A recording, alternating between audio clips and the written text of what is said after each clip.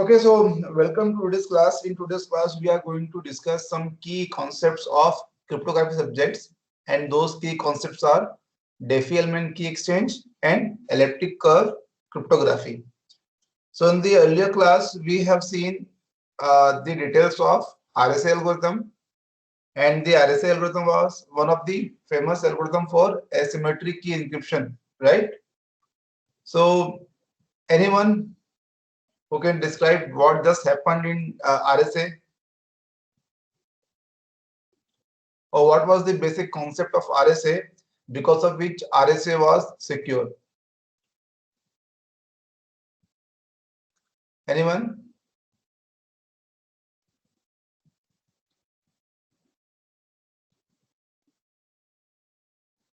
Adarsh?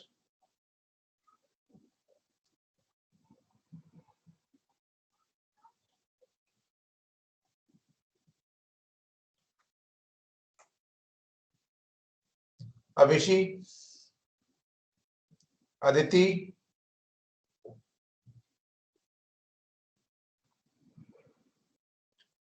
So it is used for encryption and decryption of messages in computers. Okay. And And like it is called as public key cryptography. mhm. So actually, I was not present in last class. Like Okay. So if you just happen to go through RSA, then you will find that why it is secure. It is secure because of the problem of prime number factorization. So the moment you got the product of any two prime number, then it is very hard to find the factor of that product.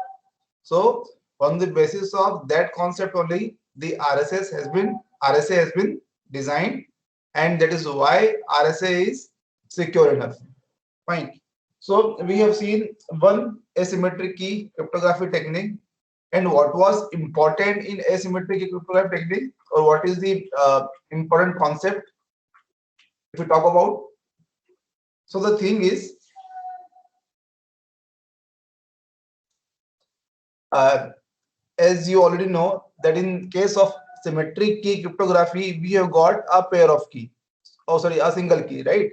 And that single key is shared with the interested party who wants to communicate together. For example, we have got two party A and party B, or person A, person B, and they want to communicate together their messages in a secure way. So what they can do, they can go by the symmetric key encryption technique. So whatever messages they have got, they can encrypt that message with a key, let's say K, and the same K is going to be used for decryption.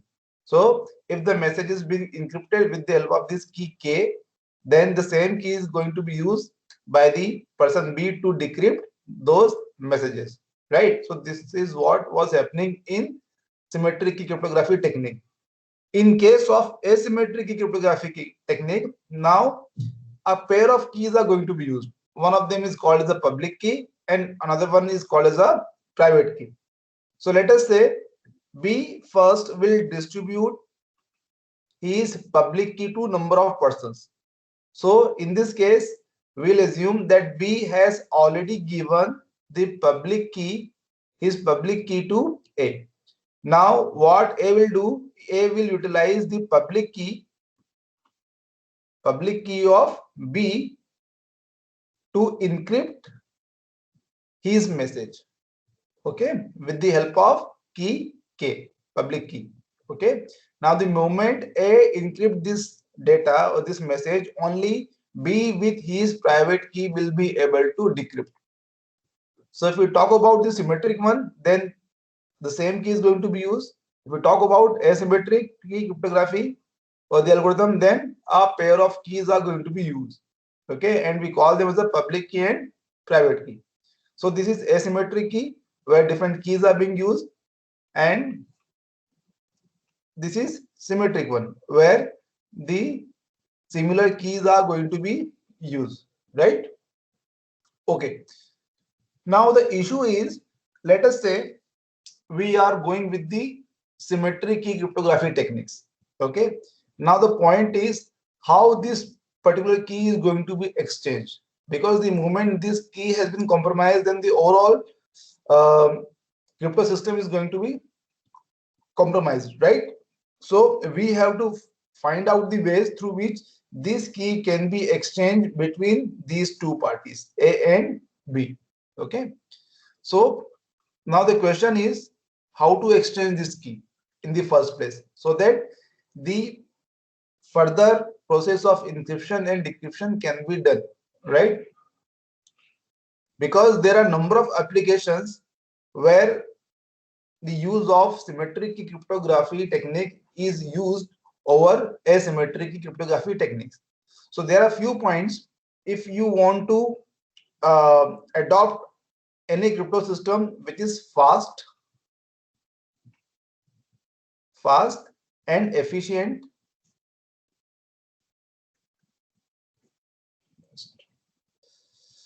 Sir, your screen is not visible. Are you sharing some PPT? you cannot see the screen. No, sir. Okay, just hold.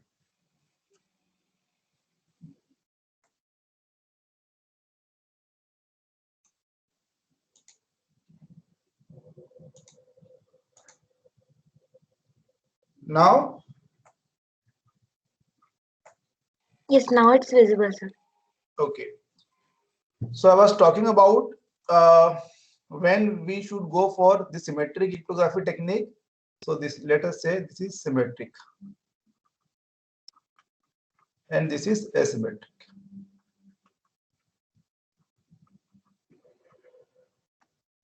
Okay. So in case of symmetric cryptography technique, if we have got two parties, let us say A and B, and again for asymmetric, let us assume the same two parties A and B. So in case of symmetric cryptography, we have to use the same key, right? And in case of asymmetric cryptography, we are going to use a pair of keys. Okay.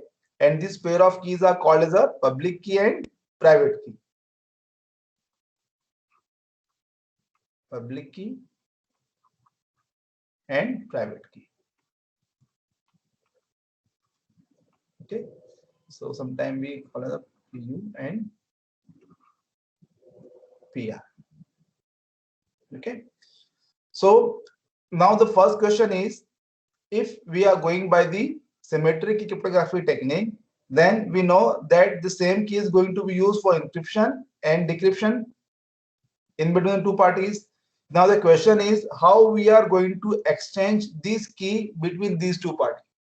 Okay, so we have to find out the answer of this question first, because until unless the key is exchanged in secure way, in secure fashion to both the parties, only till that point we can say that our crypto system is secure, right? And if in between exchanging of this key someone has attacked and has uh,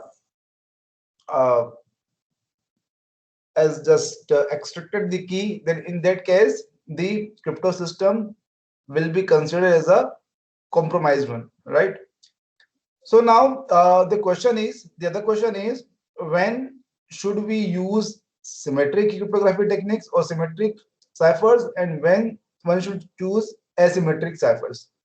So if we talk about the security, then asymmetric cryptography techniques or ciphers offer you the more security, and symmetric key ciphers are less secure as compared to the asymmetric one. Now, what makes symmetric key cryptography technique special is that they are very much suitable for the applications where some moderate level of security is required. Okay, it depends upon the application. So if the level of security is moderate, if you want to have the process of encryption and decryption fast and efficient, okay, and if you want to implement the simple method, if you want to have some portable methods, so all these are the reasons because of which one typically go for the symmetric key encryption techniques or ciphers. Fine. So maybe some speech communication, maybe some image communications. Okay, so all those are the typical examples of using symmetric key encryption techniques where the huge data transfer is required, and we want that huge data transfer has to be done in a secure way. Okay, so we want to have some faster and efficient security system or security mechanism. Now the point is how we can exchange this key in a secure way at the first place. Okay, so your Diffie-Hellman key exchange is one such algorithm which provide without any explicit knowledge the exchange of keys. Okay, what I did say?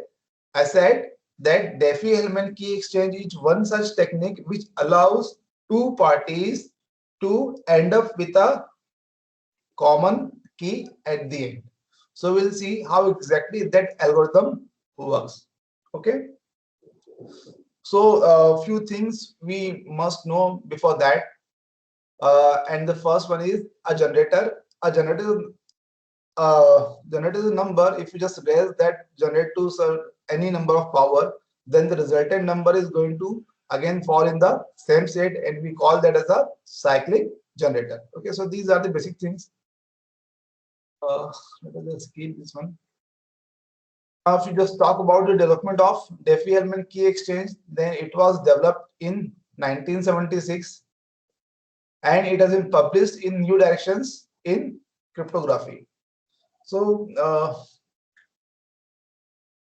if you talk about this protocol, then it allows the users to exchange some secret keys over an insecure medium without any prior secret. So this is the characteristic of Diffie-Hellman key exchange algorithm.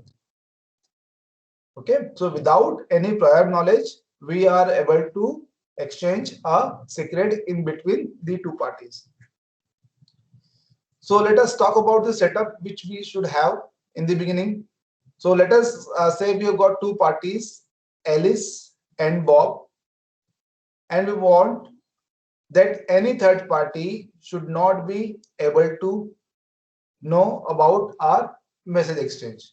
Okay, or they should not know about the messages which we are exchanging, right? So let us assume that third party is Eve. Okay, so at the first place, Alice and Bob agree upon and make public two numbers, a generator and a prime number P. Okay, so these two numbers will be known to each and everyone, including this Eve. So a generator and a prime number will be exchanged in between two parties, and we assume that G and P will be known to everybody. Okay, so there is no secret hiding into this one. Thereafter, this is the exchange progress, or this is the exchange steps. Sorry. So in the first step, Alice chooses a random number A, and then Alice is going to compute this expression. Okay, so first this generator will be raised by a power A, then a mod P will be taken. Okay, then the resultant number, let us say U,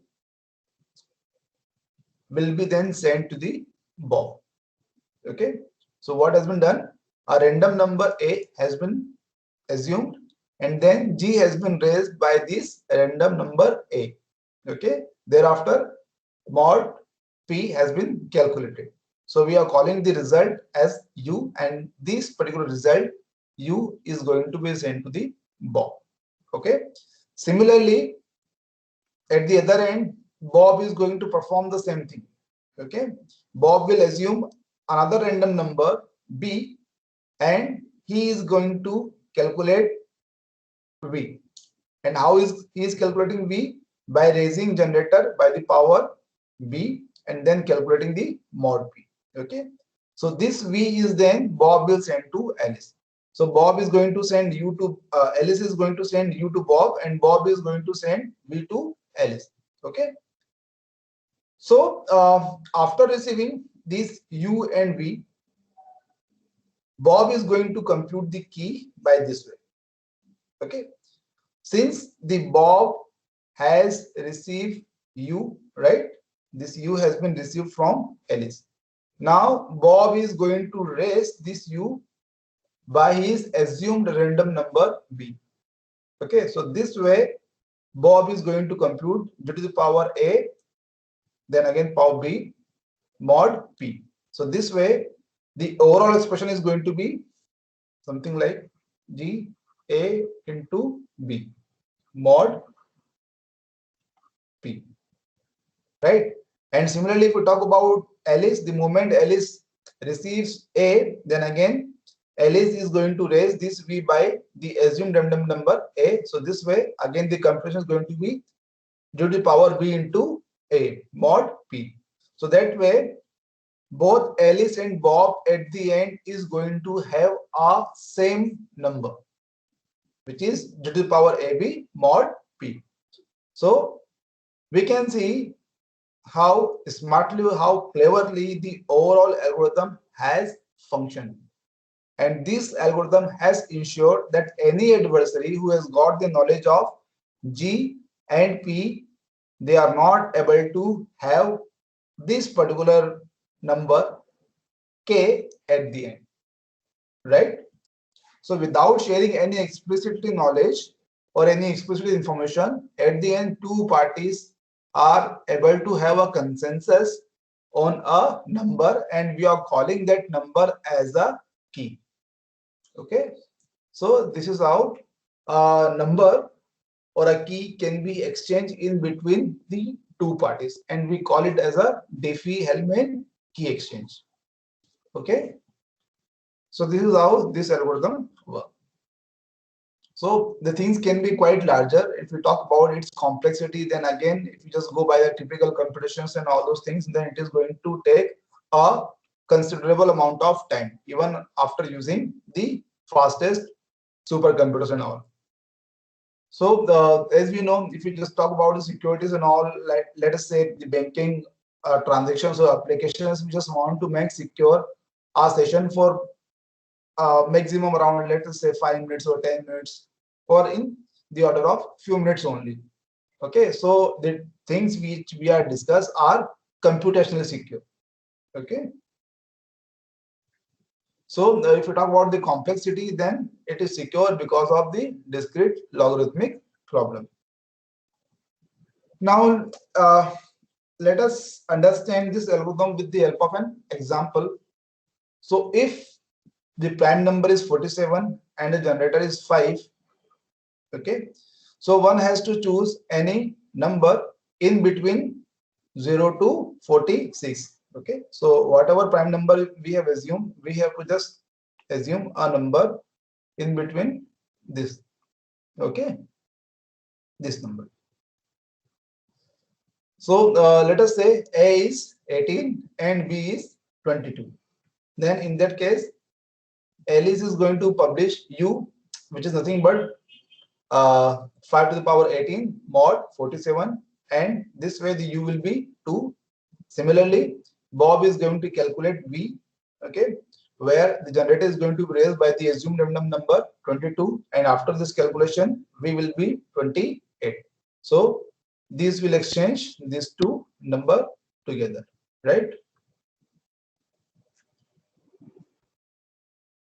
Now, if Alice wants to know the secret key, in that case, what she needs to do? She needs to just raise the received number by her assumed random number, right? So Bob has sent V, which is 28, to Alice. Then Alice will be raising this 28 by her private random number, which is 18. So that way, at the end, the number which Alice is going to have is 24. So this 24 is nothing but a key K. Okay, and similarly, Bob can also calculate this key by raising this number by his assumed random number. Okay, so this way both the parties can come to a common number or a common key. Okay, so Is there any question, any doubt, students? No, sir. No, Okay. sir. So this one is called as a Diffie-Hellman key exchange. Now we are going to see another key concept called as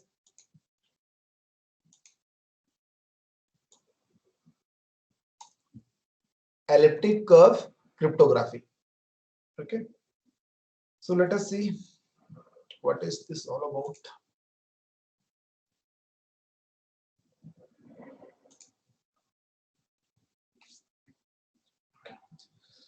So if you have done the assignment, then you would have know that the public crypto systems which we have seen so far are RSA, Eggmail, and Rebel crypto system. Okay, three crypto systems we would have studied or we have studied by now.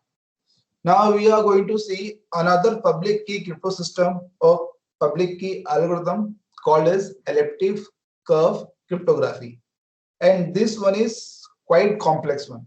Okay, it is very complex one, but at the same time it is quite interesting and quite remarkable as well. So let us see what exactly is elliptic curve cryptography. So if we just go by the basic concept, then we can say that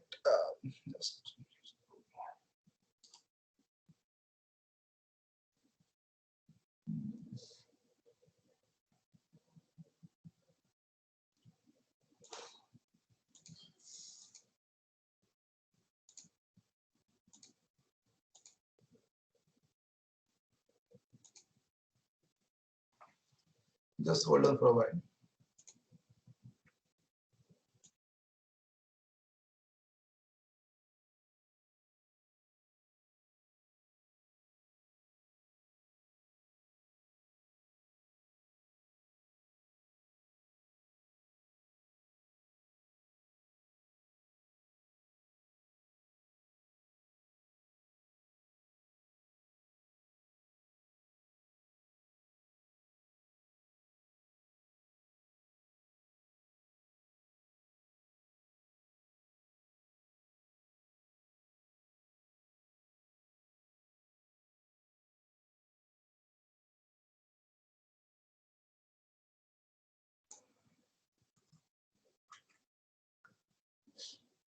Okay, can you see the slide, students?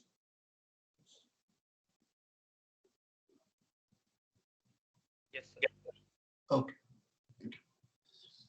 So if we go by the basic concept, then we can say cryptography is a mathematical based technology which ensures the information security over a public channel. And always there were only two basic objectives. The first one was the privacy, so that whatever messages are being exchanged, nobody else can see it, right? And apart from that, if we are sending some message to anybody, then only the authorized person should be able to access that information or message, right? Apart from that, uh, all the cryptography systems can be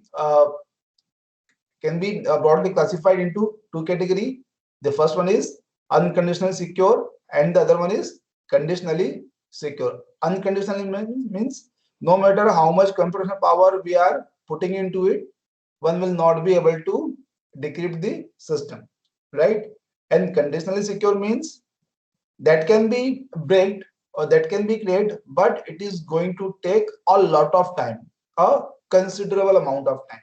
And even that type of things are very much suitable in a typical cryptography system. And more oftenly we talk about systems like this only. Okay, it is pretty much simple to your ATM pin, right? Because if we just talk about the possible combinations, then we can say, sir, 10 to the power 4 combinations are there, right? So one can just have some mutant trial and one can crack it. But even after though, we assume that it is quite hard enough because the maximum number of attempt one can try is 3. So we are assume that that particular security system is computationally secure. It is quite infeasible for anybody to guess that particular pin in only 3 attempts.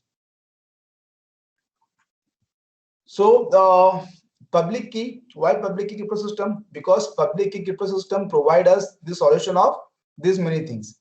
They provide us the facility of key management. They provide us the facility of user authentication. They provide anybody to have or create their own signature. Then they also are very much useful to generate the certificates and all. So all these things will be discussed in the coming chapters. Okay. So the basic crypto systems which are very famous one are your RSA crypto system and then DeFi element. Okay, because we can use DeFi element to exchange the keys and all. Now, what is the problem? Why ECC has become more popular from RSA? Now the problem is if we go by using RSA or Agmail or Rabin, then the key size which they are using is large, okay, sufficiently large. And if you go by the ECC, then the same level of security can be obtained with much lesser size key. That is the major advantage of using ECC. The same level of security can be provided by having less size keys, okay. And due to this feature, this ACC is very much suitable to number of wireless applications or where the in the applications where there are constraint in terms of resources and all. So in all those places, ACC is very much suitable. So in mobile communication, where mobile devices are there, some IoT devices are there. So all those places, ECC is very much suitable. So this is the history. In 1985, these two persons independently first proposed the use of ECC, Neil Kovitz and Victor Miller. Thereafter, it has been considered as standard way back in 1990s. And now, in number of applications, they have been widely used. For example, in ad hoc wireless network and mobile networks and all. Okay. So let us see what is there in this elliptic curve cryptography. So first, we will see the elliptic curves over real numbers. And if you talk about the real numbers, then these are some of the places which or where the elliptic curves have been studied extensively. So they have been studied extensively in number theory for proving Fermat's last theorem. They have been studied in modern physics for string theory, and they have also been used widely in elliptic curve cryptography as well. So let us see. So this is how the elliptic curves look like. Okay, so this is a general equation, and after making a number of substitutions and all, so let us see if this is the general equation. We call it as a Weierstrass equation, and if we assume that this particular expression is the coordinate x and this particular expression denotes the coordinate y, okay, and after setting a1 like this and a3 like this and a and b like this, okay, so after making these number of substitutions, this particular equation which we just see in the in this slide can be written in this form, okay. So now this is called as a simplified Weierstrass equation, okay. Similarly, some other changes can also be done. So by making some other changes where some other substitutions are being done, then it can be written in another important format or another important simplified version, okay. So both the things denotes the same thing, okay. This is one way of representing it and this is another way of representing it, okay. Both are the simplified version of Weierstrass equation, okay, this equation. Now, these are some of the examples of the elliptic curve. This is how the elliptic curves look like. Now, before moving further, we must know about the algebraic structures, the assignment which I just given in the last class. So there are basically three types of algebraic structures: group, ring, and field. Okay, so you would have studied in this in your discrete mathematics subject, right? So in those algebraic structures, we do have some axioms where we need to see whether these axioms are being satisfied or not. Okay, these rules are being satisfied or not. And those were something like identity, inverse, associativity, and commutative, right? So addition law says in case of elliptic curves, if we have got a point P, okay, and we have a zero element, 0 point, then if we add this point with this 0 point or 0 point with any point P, then the same point uh, should be there as a result, right? Where this particular point lies on this elliptic curve.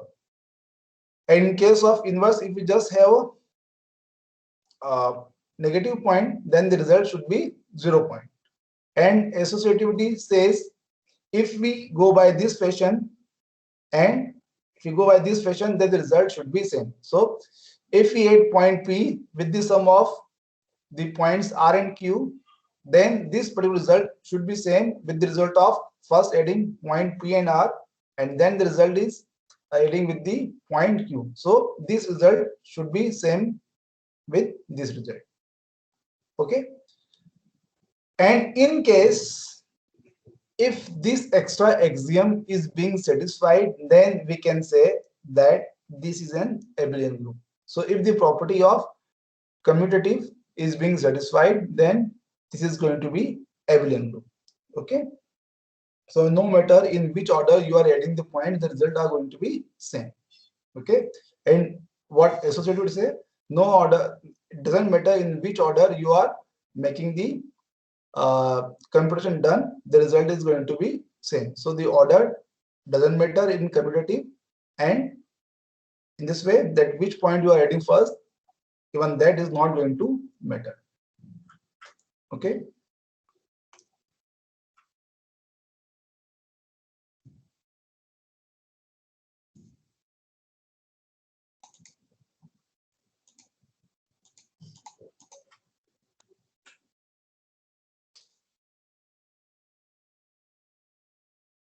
Now, there are few operations which we must need to study in the elliptic curves, and those operations are point addition and point doubling.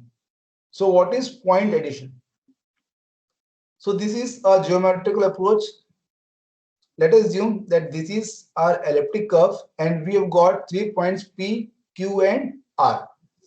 So to add two distinct points P and Q on any elliptic curve, first we need to draw a line which connects them.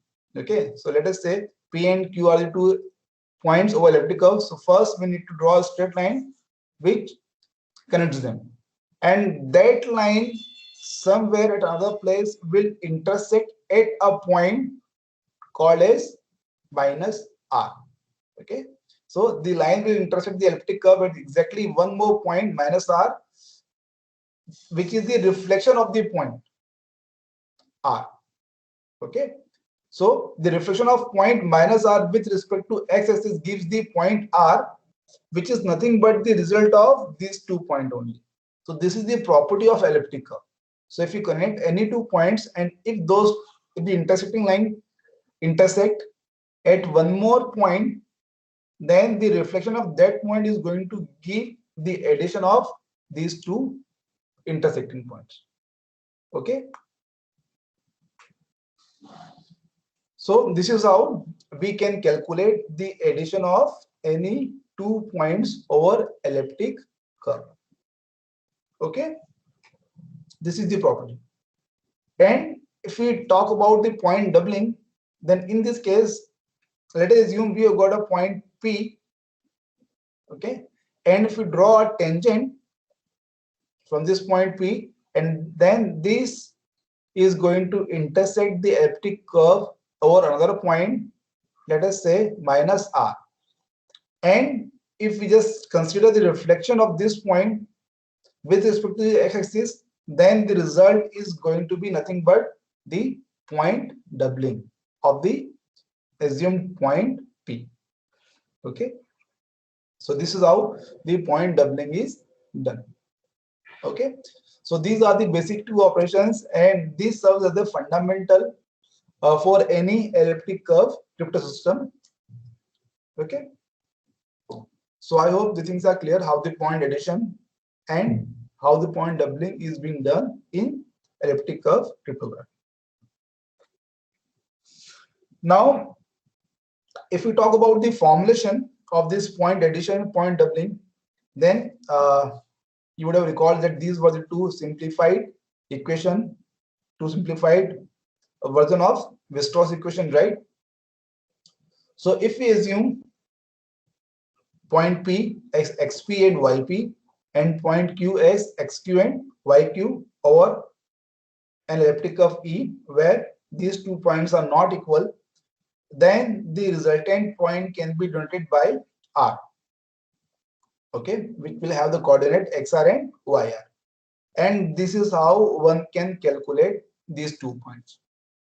Okay, it will make use of some intermediate variable called as lambda, and this is how this lambda can be calculated. Okay, so if this particular form of Weierstrass equation is being used, then this is how one can calculate these coordinates.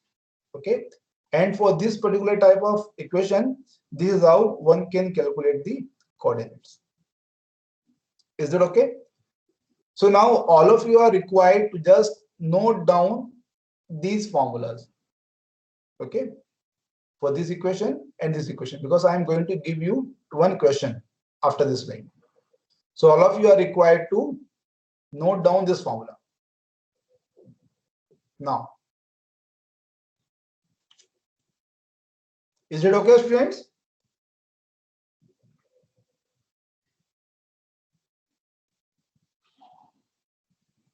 Shivam, Anshuman, Danusha, is it okay?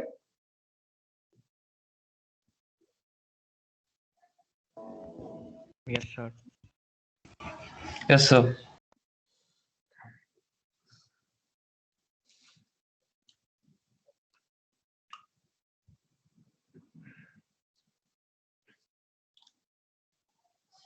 Okay, leave it. So I'll explain it later. You can exercise it. No issue. I'll do it. So if we have got this formula to calculate this point R, where the coordinates are being calculated in these fashions, then earlier we just seen the formula for point addition, and these are the formulas for point doubling. Okay, so in case of point doubling, this is how the coordinates for point R can be calculated for this form of equation, and if you are going by this form of equation, then this is how this coordinates for point doubling can be calculated. Now let us say this is the equation of the elliptic curve, okay, and these are 2 points, point P and point Q. Now we are supposed to find out the addition of these 2 points R. Okay, so how we can calculate? And if we go by the other form of this equation, then if this is the point, then how to calculate the point doubling? So I'm just showing the calculation of these two things. So the first is point addition. So this was the assumed curve, right? And these were the formulas for point addition, the coordinates of that resultant point R. Okay, so the coordinates xr and yr can be calculated by using those formulas. Okay, so those were quite a straightforward calculation. So I guess nobody should have any doubt. So after having all these calculations, this is going to be the point R, 3.89 and minus 5.62. Okay, so this is going to be the resultant point. And if we talk about the point doubling, then after using those formula, these are going to be the result. Okay, this one. So this is how the operations of point addition and point doubling can be achieved. Now, if we talk about the elliptic curves over prime field and binary field in which we are interested, okay. So first I'll going to discuss the prime field, then I will leave this binary field for exercise to all of you. So let us see how elliptic curves over prime field functions or works. So elliptic curves, why we are going for the elliptic curves over real numbers? But the thing is, if you just take the real numbers, then the calculations are going to be slow. Okay, and it may give you some rounding errors only. Okay, and it may lead you to some infinite field. So if you just go by the prime field or some binary field, then they will give you the benefits of modulo operations, and all those modulo operations gives any user the facility to reduce the computation by a large amount. Okay, so these are the benefits, and again, they do not compromise with the security at the same time. Okay, so this is how we denote the elliptic curves over prime field, and this is how we denote the elliptic curves over binary field. So nothing changes, nothing much changes in case of prime field. Only this mode operations extra is added. Okay, you can just recall that this was the equation earlier: y square equals to x cube plus ax plus b. Now the mode operation has been added extra, right? So for point addition, now this mode operation will be added extra. Okay, you just try to calculate these coordinates, and for point doubling, these are going to be the formula. Okay, for the coordinate xr and yr. Now, if we just try to calculate the point addition for point P and Q over this particular curve over the prime field F23, then let us see how the addition of these 2 points can be done. Similarly, we are also going to see how the point doubling operation is going to be done. Okay, so this is how the calculation looks like for point P and Q with this elliptic curve over a prime field F23. This is how the point addition can be calculated. So first we need to calculate this lambda. Okay, the formula was already given. The only thing which you need to show, which you need to see, how you are calculating the inverse. Okay, so just you can use that Euler's algorithm to calculate the inverse of any algorithm. So over here I can just give you the simple trick that you can multiply this particular number, okay, up to a number which leaves a remainder 1 after taking the mod with the given number. Okay, for example, in this case you have to keep trying multiplying this 8 all the numbers until unless it gives you the number which gives you the remainder 1 when you take mod 23. For example, the moment you multiply 8 with 3, it gives you 24, and when you take the mod with 24, mod with 23 or 24, then it is give you the 1. That means this 1 by 8 can be written as 3. Okay, so this is the inverse of this mod 23. So this is how this particular calculation, especially this calculation, is being done, and rest of the calculations are quite simple or quite straightforward. Okay, so this is again the same thing. So I hope this point addition and point doubling operations are clear to all of you. Okay, so I'll leave this elliptic curves or binary field as an assignment to all of you. Okay, again the same things are going to be used. Now if we just talk about where is the complexity, the complexity is in ECC. This is quite simple to calculate. This is quite simple to calculate. If we have got a point P, then we can easily calculate. Let us say if the point P is there and we need to calculate, let us say 33.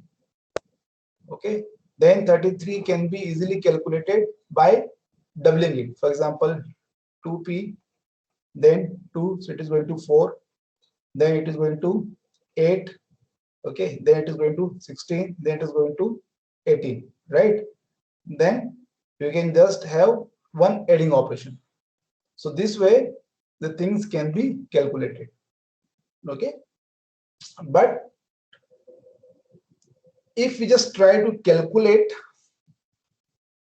directly this D, then it is going to create a discrete logarithmic problem, which is very hard to crack. And this is where the security of your elliptic curve cryptography lies. Okay. And if we talk about the security, how secure this is, then it is quite secure. So this is the comparative chart. We can see the same level of security can be provided with these many bits. Okay, if you just using RSA or DH, then with this key size and with this key size, same level of security is going to be reached. So this is where ECC are quite useful. Okay, so this is all about your ECC. So I recommend that all of you must do some study or some read materials for this ECC in order to get the understanding of this one. This is quite a complex topic. Okay. Any question? Any doubts, student?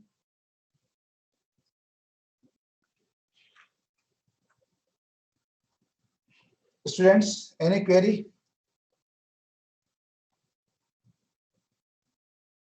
Shiba, Drishti? No, sir.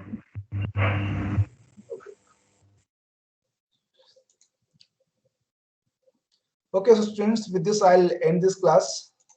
Thank you.